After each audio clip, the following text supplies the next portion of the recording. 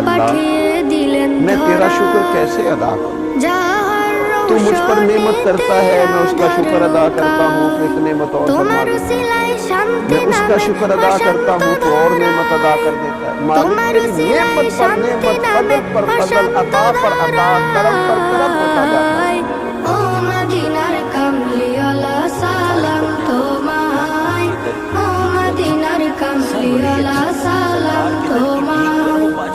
এই পৃথিবী সৃষ্টি তোমার নামের উসিলায়, এই পৃথিবী সৃষ্টি